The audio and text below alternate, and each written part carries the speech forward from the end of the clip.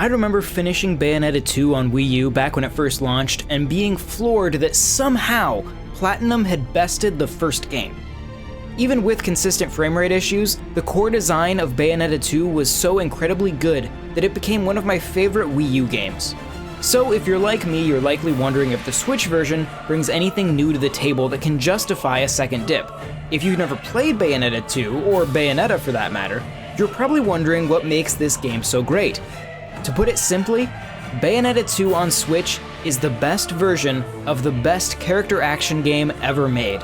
The plots of either Bayonetta game, particularly in relation to each other, are remarkably confusing.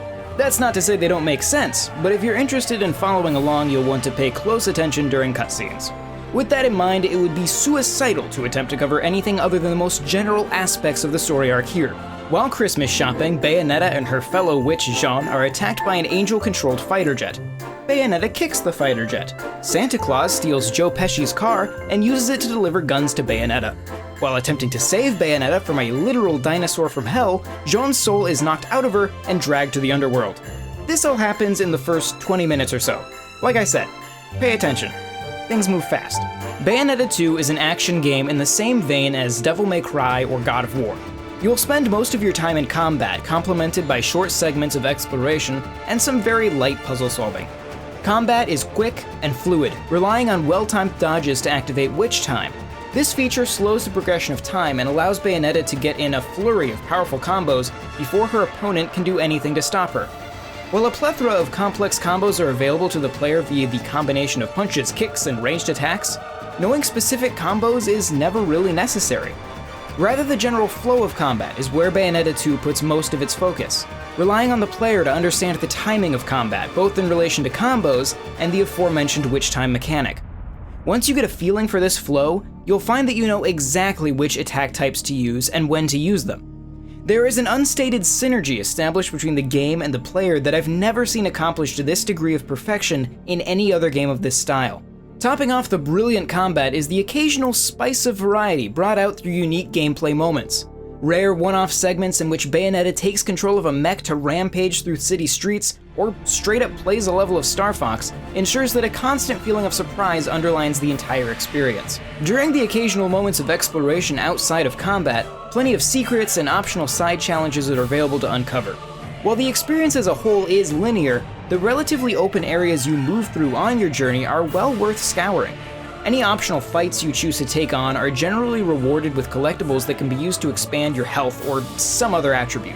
Combined with the fact that you are always free to revisit cleared levels, backtracking can prove an efficient way to power up for tough boss fights. Moving between levels and into bonus areas is exceedingly convenient on the Switch version, as loading times are on average about 30% their previous length on Wii U. This seems to hold true whether you're playing off of a cartridge, the Switch's internal storage, or a microSD card.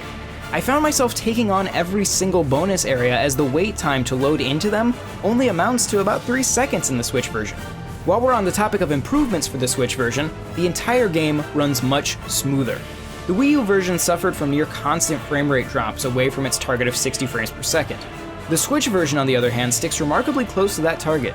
Even if you're someone like me for whom frame rate drops aren't a huge issue, the benefit of a solid frame rate on a fast-paced game like this simply can't be ignored.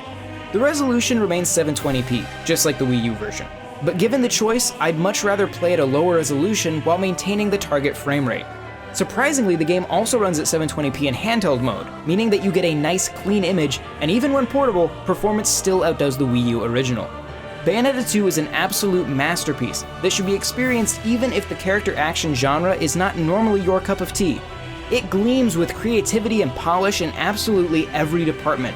Had you asked me to find an issue with the original Wii U release, I would have told you that significant frame rate drops can be a problem. Given the Switch's correction of this singular issue, I have yet to identify a single thing to take issue with in Bayonetta 2 on Switch. I'll let you know one day if I find something. Thank you very much for watching, and if you enjoyed this video, be sure to subscribe to Nintendo World Report TV. You can check out NintendoWorldReport.com for a whole lot more, and if you want to support both the site and this channel, you can check out Patreon.com/NWR.